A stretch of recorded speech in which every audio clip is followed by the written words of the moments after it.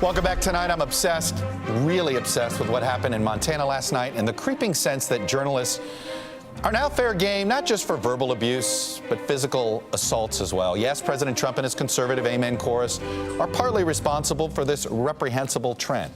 But let's not pretend they started it. This is a cancer half a century in the making. President Nixon unleashed his Vice President Spiro Agnew on reporters almost 50 years ago. Agnew famously called reporters nattering nabobs of negativism. That was, of course, speechwriter William Safire's phrase. And pusillanimous pussyfooters, that one came from Patrick Buchanan. These days, those clever alliterations seem quaint. We've now moved from blame America first to blame the media first. It matters when candidate Trump encourages his supporters to beat up protesters. It matters when another Nixon alumnus uses the appearance of journalism as a vehicle to attack journalism.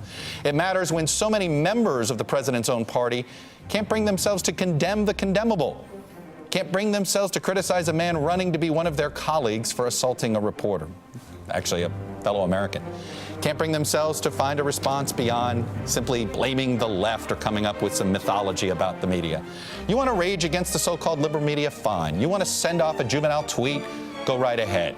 But let's at least draw the line against physical violence and even the threat of physical violence. Look, the media are not blameless in creating our polarized environment, but there are plenty of elected officials and paid political consultants who are way too eager to exploit misplaced anger out there to make the media look bad. I've been looking in the mirror, and plenty of my colleagues have been looking at the mirror at our coverage.